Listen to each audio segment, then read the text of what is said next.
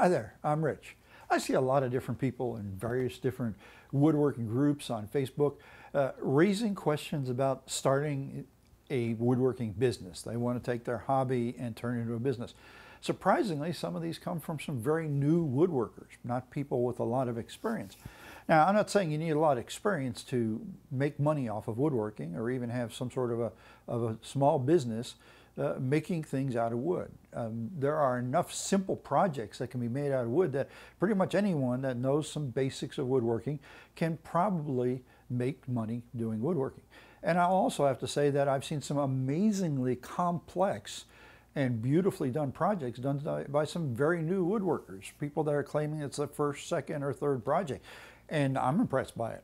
I've been at this for a long time. So there's nothing to say that you can't make money off of woodworking other than your own limits of ability and how much risk you're going to take. You need to understand, if you're going to look at woodworking as a business, that there's always risk involved in starting any sort of business. You know, when you think about it, you look at all the businesses around us, and especially the big businesses, and you look at someone, say, like Sam Walton that started Walmart and is worth, well, he's passed away now, but his family, the value of his stock in Walmart is worth however many billions of dollars. And you say, oh, well, you know, he doesn't deserve that. Well, wait a minute. He's the guy that took all the risk to get that thing started. So part of what any business owner ends up receiving out of their profits is because of the risk they take. They take a risk of losing whatever money they've invested in their business, as well as the risk of just plain losing everything. You know, starting a business is not easy and generally means you put a lot of hours and a lot of work into starting it. And the same will be true if you're going to turn your woodworking hobby into a business. Now, I've owned several businesses through the years, okay? So, and I can't say I'm the world's most successful entrepreneur, but I do have some experience in business. And I will tell you this, there's two sides to having any small business. I don't care what it is. One side is the skill to do whatever it is you're doing. If you're going to be a plumber, you need to be a skilled plumber, okay? If you're going to be an accountant, you need to be a skilled accountant. It really doesn't matter what kind of small business we're talking about.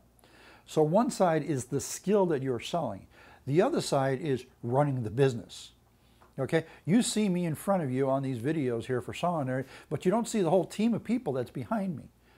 Now, I'm the public face of Sawnary. I'm the guy that's doing the videos. I'm the woodworking expert. I'm the guy that's doing the talking, but I'm not a very good marketing guy. Unfortunately, we have people on the team who are. We have people that do a variety of different tasks that free me up from that so I can focus on the part I'm good at, okay? So keep in mind, if you're going to be starting a small business, doing woodworking, part of your time is going to be doing the woodworking, and part of your time is going to be spent running your business, keeping books, doing marketing, making quotes, shopping for materials, whatever it might be. There are other parts to this puzzle besides making sawdust in your workshop, okay? So let's talk about starting a woodworking business, what it's going to take. What I want to do more than anything else is give you some things to think about so that you can make some good, practical decisions before taking the leap, okay? So I want to start off by talking about types of woodworking business. Now, not all woodworking businesses are the same, just like not all woodworkers are the same. You know, within woodworking, we have several different, very specific categories that we can run into. For example, boat building. You know, if you want to build canoes or small boats, that's totally different than wood turning, which is another special area. Scrolling, doing design work on a scroll saw, that's another. So there's a lot of different specific areas in woodworking. So that's one of your considerations. Obviously, that's going to be whatever you're good at or whatever you enjoy doing, okay? I enjoy doing general woodworking where I'm building things. I love the assembly process. But I also enjoy doing wood turning. I have a lathe, and I can't say I'm a great wood turner, but I love the creativity of turning on a lathe. So if I was going to say, you know, start selling products, either be stuff I build or stuff I turn on a lathe, probably. I wouldn't try to start out doing boat building because I've never built a boat. Well, I did. It was about that big. As far as a real boat, not a boat model, I've never built one, okay? So one thing is the types of categories, but there's also, besides that, there's types of businesses. Obviously, there's full-time or part-time. And I would recommend for most people, unless you're out of a job and you're desperate and you're trying to find something to do that'll make you some money, don't start woodworking as a full-time business. Start as a part-time business. Most of the people I know who have started one kind of business or another throughout the years have started out part-time. Those that were able to make money, make enough to consider leaving their full-time job and going full-time with their side hustle, generally ended up successful. But they had laid the foundation by starting out part-time, learned a lot that way, made a lot of mistakes and learned from those mistakes, build up their experience, build up their reputation, maybe build up some inventory if it was necessary, bought the tools they need, whatever that might be, okay?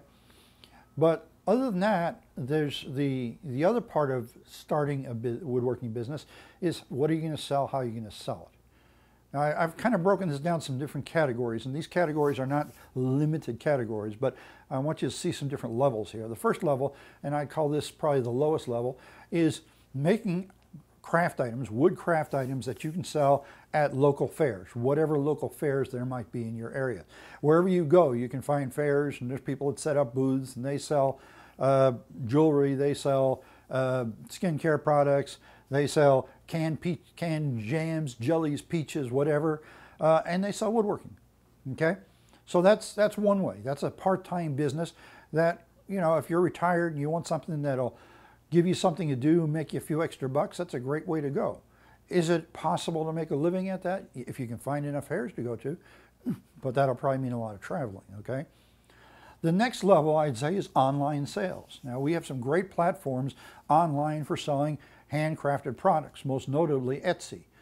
Etsy is a huge platform now. You can go on there and you can find a lot of handcrafted wood products, canes, cutting boards, a lot of cutting boards on there, wood jewelry,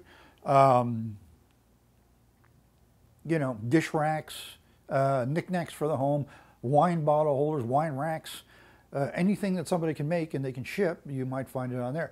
It's a great way of selling things if you don't want to invest a lot in the marketing side of it, okay? You can go full-time doing that. You can spend most of your time making your products. Of course, you have to ship them and you have to list them on Etsy, and it's important that you list them well. You make a nice listing, but you could turn that into ultimately a full-time business. The third is what I'll call bespoke home furnishings. And basically what I'm talking about are things like entertainment centers, built-in cabinetry, going a step beyond a cabinet shop building like kitchen cabinets. Those are usually fairly simple. I'm talking about something a little bit fancier.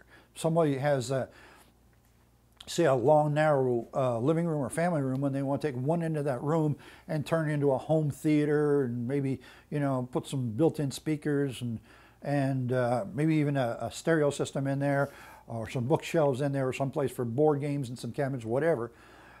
There are woodworkers that specialize in doing that. They're really, some people would call them carpenters, but they really aren't.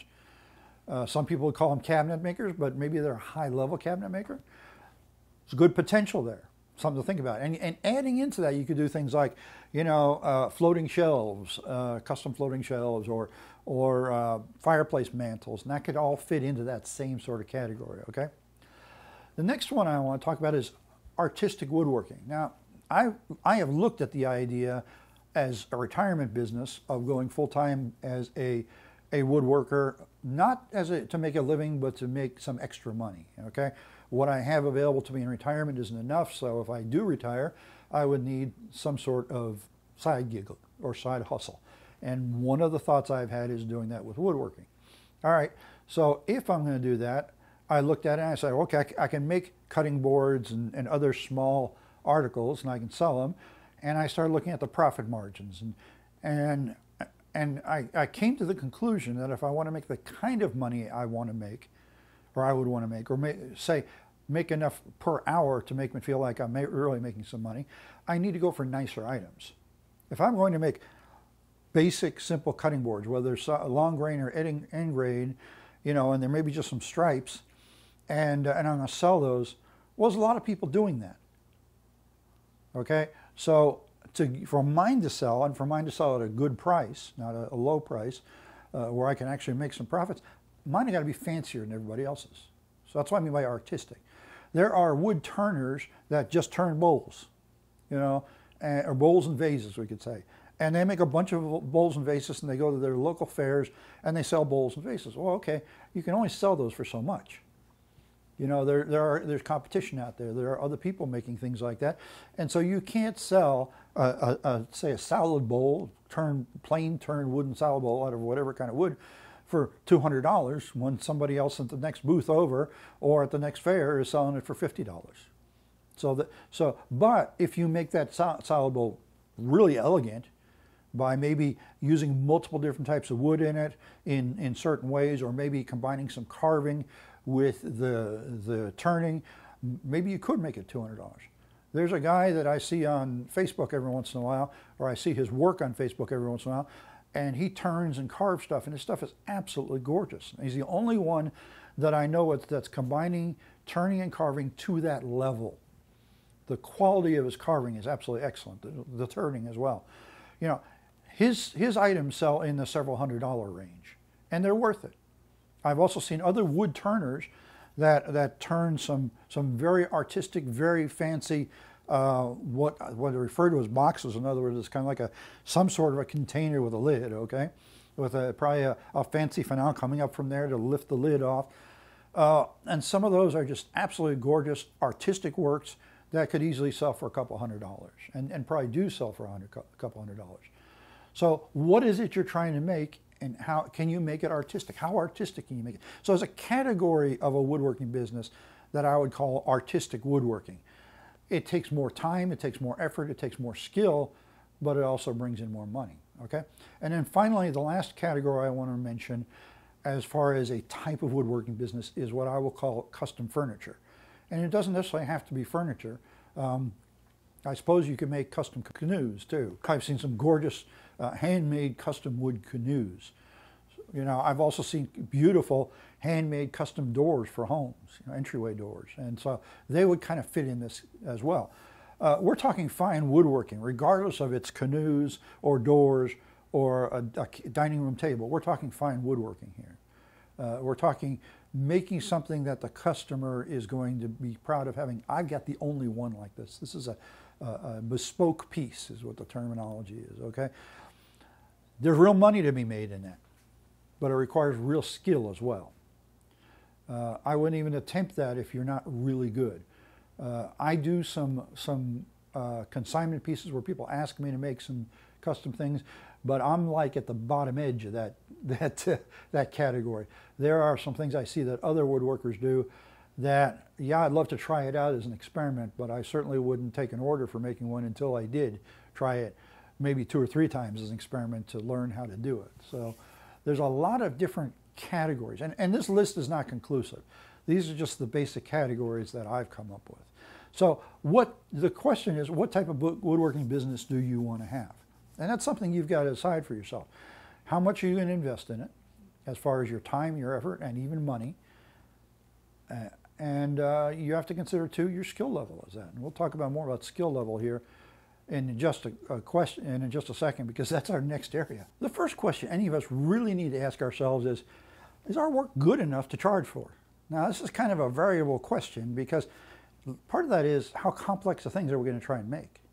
You know, in springtime, I see an awful lot of woodworkers, and really even novice woodworkers, that make cedar planters out of cedar fence pickets, and they sell them. And they sell for, I don't know, $35 to $60, depending on how big or how complex the planter is. And people sell a lot of those. They sell very well. Well, okay, that's, you know, you don't have to be a great woodworker, and you don't need a lot of tools to be able to make nice cedar planters. I've seen it, okay? So that's what I mean by it being a variable question. Now, it doesn't mean that somebody that's doing that is ready to build a dining room table for somebody. And so how good is your work? And you need to be honest with yourself. And maybe ask your spouse, ask your kids, ask friends, you know, how good is this? You know, is it good enough that you would pay for it? Okay, how much would you pay for it? You know, what seems like a reasonable price to you? And that's important. You really have to honestly evaluate your own ability. Really, a little better way of wording that question might be, what kind of woodworking is your skill level good enough to charge for? Okay, maybe it's good enough to charge for those planners. You know, maybe it's good enough actually to charge for some live edge tables, and that's something you can make really well. Okay, great. If you can do a live edge table, say a coffee table, and you can sell it, that's wonderful. Does that mean you can make chairs? Well, unless you've made chairs, you probably can't. So the question is, what kind of woodworking can you make money at? And that's what you want to make. Now, obviously, you want to be able to expand on that, and you don't want to stay stagnant. So, okay, you start making those things and you start selling them. Add to your skills. Work on other projects for yourself, for your family, for gifts, you know, just for learning. And as those get good enough, now you can expand what you're doing. The next question that goes with this that's really important is just how much money do you need to make? You know, I mentioned, speaking of myself, that I've been looking at the idea of doing woodworking as a retirement business. And, you know, I was thinking, yeah, I need to make an extra $1,000 a month. There's a huge difference between needing $1,000 a month and needing $5,000 a month to pay my family's bills, okay? So how much money do you need to make? And then hand in hand, you've got to ask the question, how much is your time really worth? Now, I was what's known as a freelance writer for about 12 years. And you know, I would write things under contract, mostly books, but as articles for the internet as well. And I saw a lot of people write articles for writers on how to price your work. And they would basically say this: figure out how much you got to make, figure how many hours of actual work, not the other things associated with your business, but production work you can do in a day. Divide that into how much you can make, that's how much you charge. Oh, great, it comes out to $135 an hour. Well, guess what? Nobody's going to pay $135 an hour, okay? So that's a false idea about how to figure out what your time is worth and what you should be charging for your time. Yes, do that exercise to figure that out, but then evaluate what you want to charge for your work in comparison to what other people are charging for their work. Are there other people out there that are charging $135 an hour for the same skills that you're offering and at the same skill level? Now, that's a real big question, and it's hard to evaluate too. But if you're competing with people who can get things done for $20 an hour and do just as good a job as you are, guess who's going to get the work? Not you. Now, in writing, that was a real issue that I dealt with, because there are a lot of people overseas who are writing for the American market. Can they write as well as I can? Well, personally, I don't believe so. One, English is not their native language. Two, they don't know the idiosyncrasies of our language and the way we talk, and so they'll say some things that are direct translations but aren't really the way people would say it, okay? Thirdly, they may not have the knowledge about the subject matter that I do. So can they write as well as I do? Maybe there's a good reason for me to charge $50 an hour for my time while they're charging $10 an hour for their time. So that's a consideration. You need to compare yourself, you know, and one of the things I had to come to when I was doing that is I had to come to a point of saying, you know something, there are a lot of people out there that aren't really willing to pay what my time is worth. Fine, I'll find the ones that are. And you'll find the same thing in woodworking. There's a lot of people that want to pay you pennies for quality work. Now you have to decide, this is my price point. Be realistic about it. Don't be greedy, don't be overcharging, but don't do your work for nothing either. Come to the conclusion about, this is what my time is worth. If they're going to pay me less than this, it's not worth me doing it. I may as well sit there in front of the television and watch a good movie. Sometimes it's a better option, okay? All right, so now we've talked about, those are kind of foundational groundwork things. Now let's talk about turning this into a real idea. What are you going to make? What is it that you're going to sell? What are you going to offer to the public, to the purchasing public, as products? Okay? In other words, you need to create a product list. Now, I mentioned those cedar planters a few minutes ago, and there's a lot of people make those cedar planters, and there's nothing wrong with that. But, all right, the only time of the year you can sell those cedar planters is about 3 months in the springtime. What are you going to do the rest of the year? You know, you may be going to fairs with products that you've made, and say you make cutting boards. Well, okay, Maybe you're at a fair and cutting boards are not the thing they're going to sell at that fair. Maybe decorative yard signs are, or Christmas decorations are. What is it that you want a broad product offering, or as broad a product offering as you can reasonably do, for the reason of trying to satisfy as many potential customers as possible.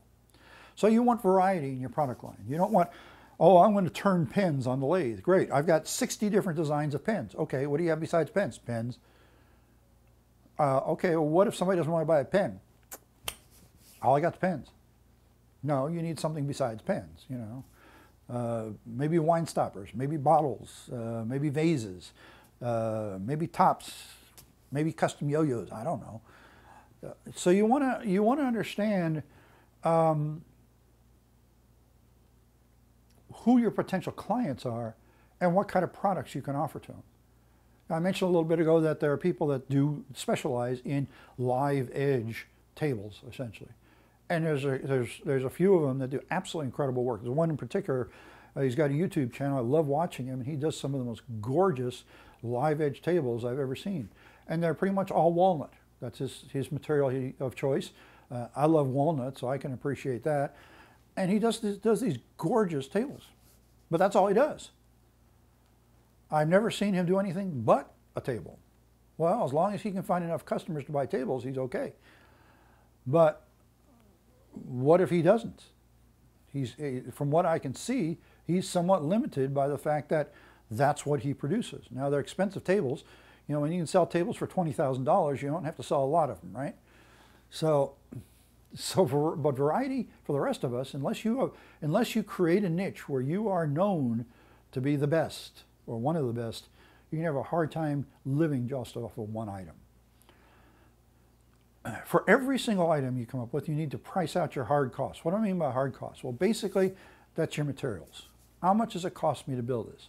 Now, I'm not going to talk about tool costs anywhere, okay?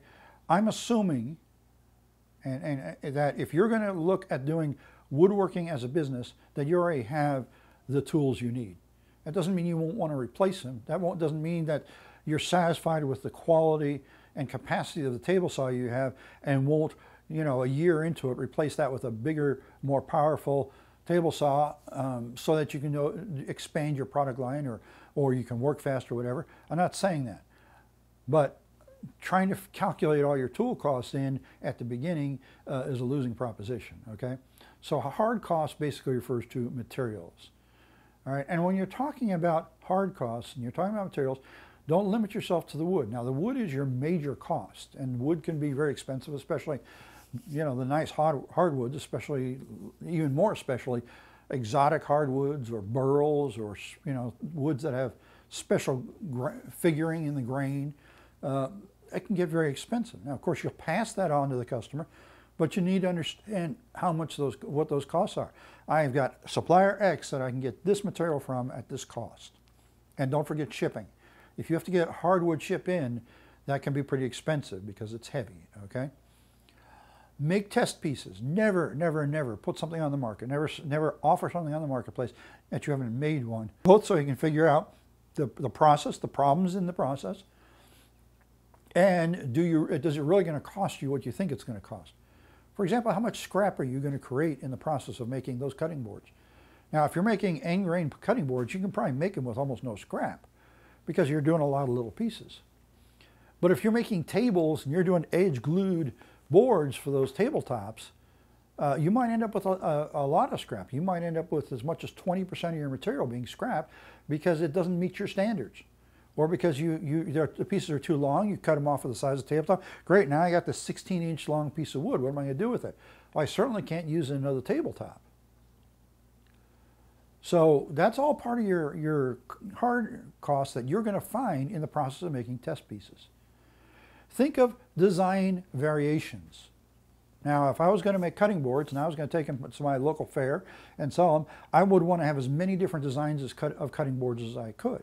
That doesn't mean every single cutting board is a unique design, okay? That means that I've got, say, 10 or 12 different designs I've worked up that I can make, so that when I go and I offer my cutting boards, people are not trying to decide, do they want my cutting board or not? They're trying to decide which one of my cutting boards do they want. Which one of those designs goes best in my kitchen or goes best in my lifestyle? Design variations can mean material variations. They can mean finish variations. Okay? Color. Hey, women buy by color. Hey, the automotive market knows that. Women buy cars looking at the color more than the specifications. Men look at the engine power. So a big difference, right? So you need to know who your customers are and what sort of designs will meet those customers. And you've got a variety of customers, so you need variety. And then do what I call a competitive analysis. Okay, I'm going to make cutting boards. Since I keep talking about that, we'll just stay there. I'm going to make cutting boards. Okay, here are my designs, and rating my designs and compared to all the other cutting boards I've ever seen on the internet, you know, say on a scale from 1 to 10. Well, the complexity of this one makes it a 10. This is a really unique, fancy design. Well, this one over here is a 3. There's a lot of them like it. Well, that affects your price point. So now you go on the internet, maybe go on back to Etsy, because you can find them there, and see what are other people charging for cutting boards that you would rate in on the same scale. Oh, here's some other 3s. They're selling them for $45. Well, I thought I could sell it for $50, but if everybody else is selling it for $45, maybe I need to drop my price a little. Can I still make money that way? That's your next question. Okay. Oh, I don't see anybody else that's got anything out there. I call it 10. The best I see is an 8.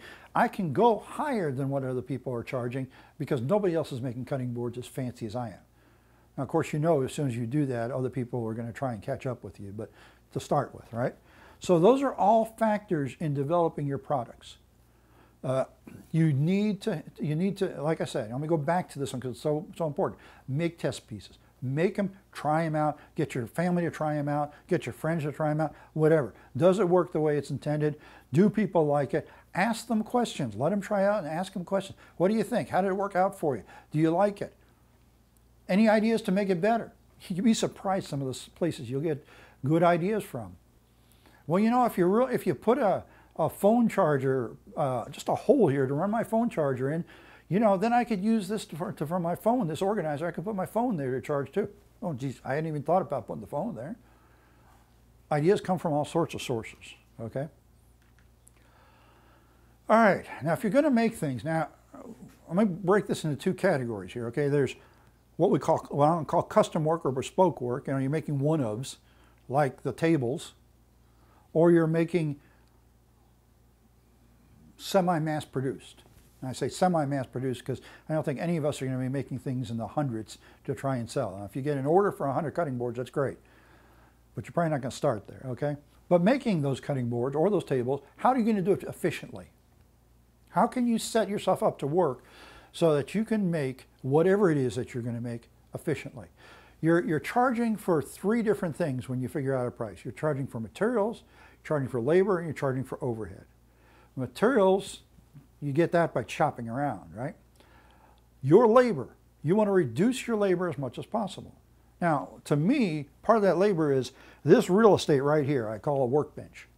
If my workbench is tied up, then that means I probably can't work on something else. Now, that's a real issue. And it can be for a lot of people. If I'm making tables, I can only glue up 1 table at a time because I've only got room for 1 table. Okay, I either need more workbenches or maybe I need a gluing rack over here on the wall that I can glue a tabletop on, and it's not taking up any workbench space, so I can have 1 tabletop drying on there and I can have another one drying on my workbench. Okay, now I can go to bed. Tomorrow morning when I get up, they'll be dry and I can take them off and I can work on them. That's part of working efficiently, okay?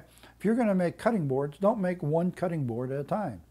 Make 10, 12, 20, however many you've got enough room to make. And you may have to be creative in coming up with that space. Of course, clamps play a big factor in that as well. You may need more clamps. But how can you make it essentially an assembly line? If you're going to make 10 cutting boards at a time, you don't cut and glue together 1 cutting board and then cut and glue together another cutting board. No, you cut the material for 10 cutting boards. And you try and glue as many together at a time. Oh, gee, my bar clamps are 3 feet long. I can fit 3 foot long or foot wide cutting boards in there at the same time. That's more efficient. Now I'm gluing and drying 3 of them at a time. Just make sure you don't glue 2 of them together accidentally. I've done things like that.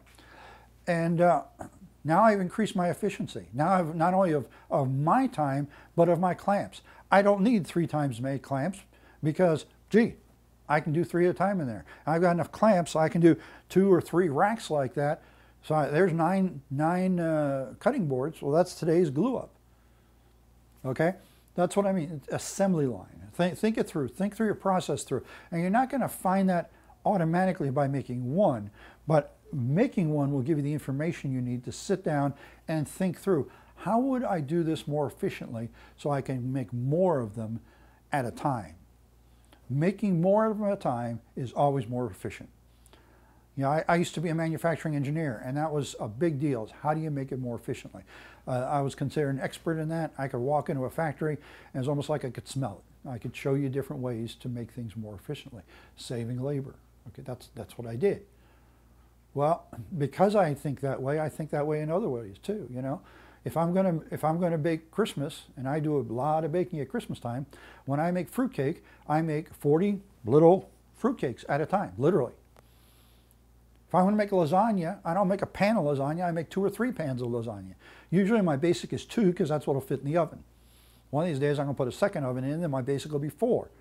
And we eat what we want, and then we freeze the rest. And so it's more efficient. It really doesn't take that much more time to make 4 pans of lasagna than it does to make 1.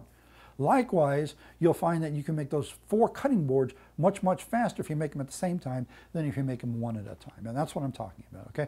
Invest the time in figuring out a process that reduces wasted effort and wasted materials. And that may require you rearranging your workshop a little bit. A lot of us set up our workshop kind of haphazardly. It just happens because of, you know, oh, we got a new tool, I got to find a place to put it. When I set up this workshop, I set it up based on this workbench. You know, I knew what I was going to build. I knew I was going to be a 3-foot by 8-foot workbench, and I needed a good place to put it. And this was the best place. And I have another workbench, smaller workbench over here to the side. That was the defining characteristic, I guess you could say, in me laying out my workshop. Now, a lot of guys have got all their power tools around the perimeter. And as you can see, I've got some of my power tools here behind me, kind of doing that. I've got my planer on that side. But that wall over there, I can't do that because of other things that are there. There's some shelves over there. That wall over there has got a long workbench up against the wall, which is where I've got some of my bench-mounted tools set up, okay? And it's also got where I got like hardware cabinets and stuff like that. So it's a little difficult for me to do that perimeter idea with everything on casters with this workbench right here. So I couldn't do that. Now, if I was going to do a production type operation, well, what that means is that I should be able to take the material that comes out of my table saw and go right to the joiner and the planer with it. Well, I'm not quite set up. I might need to move some things around that way. That's what I'm talking about. So think about that. And of course, a real issue here is having sufficient space. Now, you may need to negotiate with your family the ability to use other parts of the house at times for drying areas, okay? I've known guys that, you know, like here, my family room is just the other side of this wall behind me, and the way I get into my workshop is through the family room. Okay, well, we have a big family room, and I've got room in there that if I have a table that I need to stain, for example, stain and finish, and I've got one in there right now, I can bring it in there sort of spread out a drop cloth. I've got an area in there that I can set that up to dry while I'm doing the finishing work. It gets out of my workshop and out of the sawdust and frees up my workbench space for other things. If I was making a lot of cutting boards, I'd make some sort of a rack that maybe I could keep out on the patio when I'm not using it and then bring it into the family room so that I've got 10 cutting boards in process, I could put them all on this rack. And maybe put it on wheels so I can move it into the workshop and then move it back into the family room. Things like that. Now, you got to get your family involved in those decisions, but sometimes you got to do things like that, okay? All right. Obviously, anything you're doing it to sell. Now, I mentioned earlier that I've been an entrepreneur before, and I've learned a little bit about selling. I am not an expert salesman. I am horrible at marketing, but I've learned a few things about what you got to do to make something sell. And it's kind of like you got to have at least one of the following things to make something sell. And the more of them you can have, the easier it is to sell. So I've got a list of 6 things here. Let me go through this list. The first one is you have to have a unique product. You know, one of the reasons that Apple has been so successful in their product line and in their sales is that they develop unique products. Before the iPad came out, there was no such thing as an iPad. Okay? Before the, what did they call their little MP3 player, the original one? I can't even think of what's called it right now. Before they came out with it, nobody else had one. Okay? So they have built their success on unique products. When the Xerox company came out with a Xerox machine, there were no other Xerox machines. There were no other copy machines like that. People used carbon paper. And typists would put carbon paper between sheets of paper and type on it, and your carbon copies would not be as good as the original. It was a total breakthrough, totally new way of doing things. It was a unique product that sold like crazy. Okay, unique products sell. When I'm talking about woodworking, we don't necessarily have to have a different type of cutting board. That can just be a different design. There are a few people that do cutting boards out there, and they've got some curved lines going through it, and that's the uniqueness of it. And that may just be enough uniqueness. So you need something unique about your product. That, you don't have to have something unique, but that is one of the possible selling points, okay? The next thing is better quality. And when I'm talking about better quality, the only quality that matters is quality that a customer is willing to pay for. If you go to a fair and you say, well, yeah, my cutting boards are $100 and his cutting boards are $50, but my cutting boards are made in such a way with these steel rods running through them, holding everything together, there's no way it can possibly crack, and it's going to last you 100 years. And the customer is going to say, so? His aren't going to break either. That's not practical quality. If the customer's not willing to pay for that quality, it doesn't matter. Okay? Better quality does sell, though. People have gotten tired of cheap products that don't last. They want quality products, but it's got to be practical quality. It's got to be something that means something to the customer. The third thing, and this really doesn't apply quite as much, but it does like in those fairs, is a better retail location. If you're going to do fairs of any sort, I highly recommend, because I've done some fairs, I highly recommend getting your space reserved early. And then when it's time to get there to set up, get there early, because you want the best possible location. What's the best location? Well, it's someplace where everybody's got to go, like right by the entryway, or right by the bathrooms, or right by the food court. Places like that are good locations, okay? On ones where you're reserving, they've already, you know, they're really well organized and they've got a map and the whole thing, and you reserve your spot. If you do it early, you can pick the spot you want. If you wait, you're going to get what's left over. Okay, so retail location can make a difference if you're doing that type of thing. If you're doing bespoke work, making tables, yeah, there's no such thing as a location, so that doesn't matter. The next thing is better price. Now, people will buy, if there are 2 comparable items, they'll buy the lower cost item. Unless there's some reason they can recognize higher quality in the higher cost item, and they're willing to pay for that. Not everyone is willing to pay for that. You know, IKEA has made a fortune out of selling essentially cheap furniture. It's mostly MDF with vinyl laminate on it, or vinyl, it's kind of like a veneer on it, okay?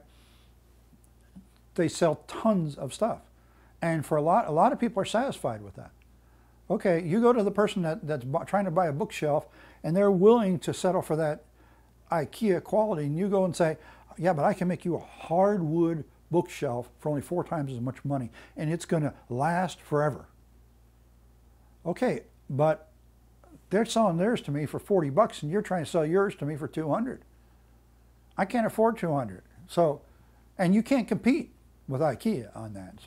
So price is a touchy one, but a lot of people will go for the better price. So if you can offer a better price, if you're, you know, at that fair and you're not the only woodworker there, and you're trying to sell your cutting boards at 50 bucks and somebody else is selling theirs for 45, well, consider dropping your price, at least for that fair. Okay? Next thing I want to mention is better service. Now, there's more to selling a product or something you made than offering the product.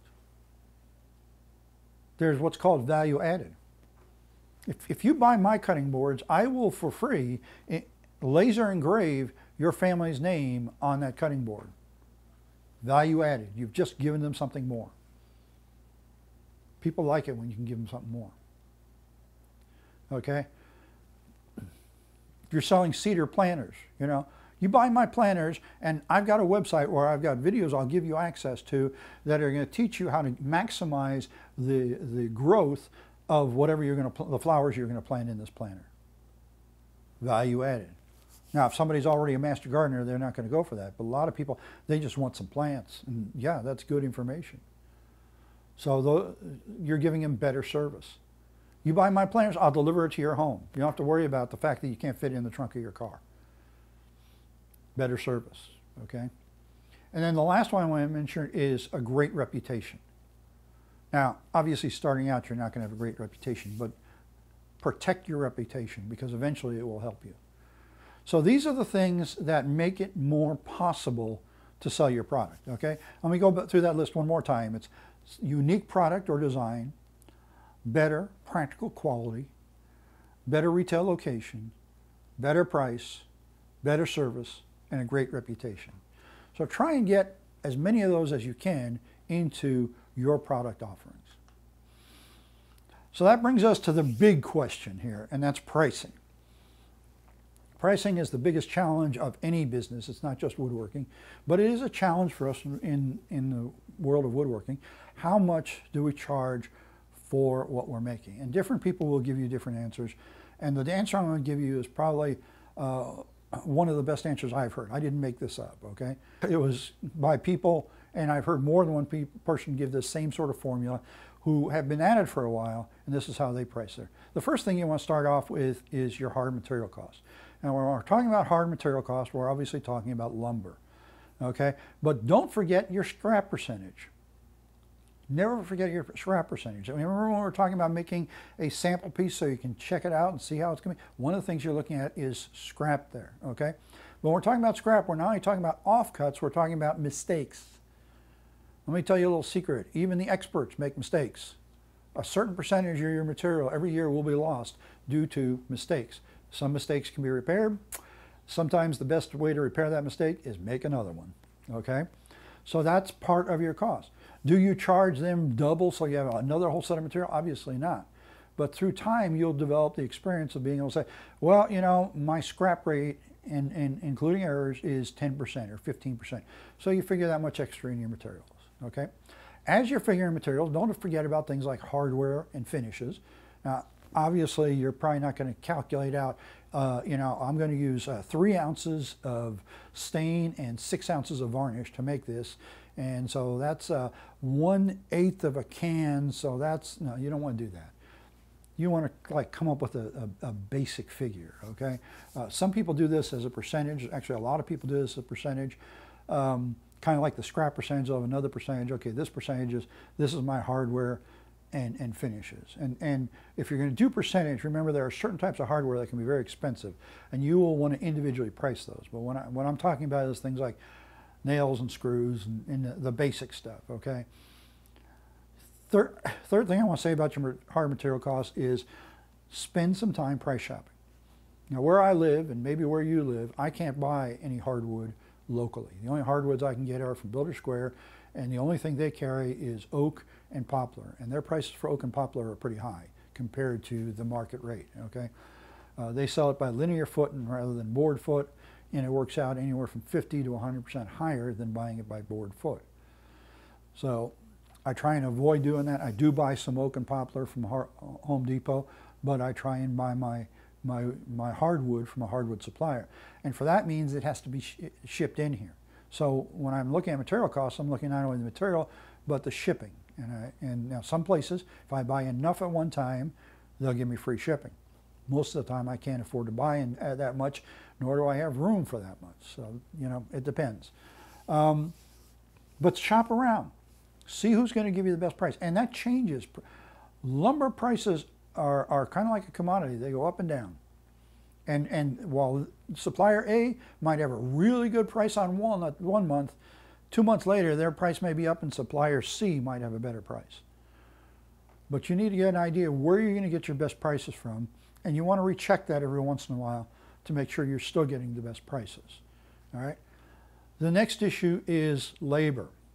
Now, there's two different ways you can figure labor. One is hourly. All right, this item, and if you were doing, say, bespoke furniture, you would, in your process of coming up with your bid price, you would figure out your material costs, and you would want to figure out how many hours you expect it to take you, including a little bit extra time for problems and mistakes, because there's always some problems and mistakes. And then you might multiply that by your hourly rate and say, okay, I've got $625 worth of labor in this project. Another thing that a lot of people do, and this is very, very common, is they'll take their material pricing and they'll multiply that by 2 or 3 and use that as their labor figure. All right, so let's say they're going to make whatever, and they come up with a material price of $100, okay? Well, they'll decide, okay, well, if it's $100 for material, my labor is going to work out to $200 or $300, and they'll price it that way. They'll add that to the material price. Okay, that's a very common thing you find.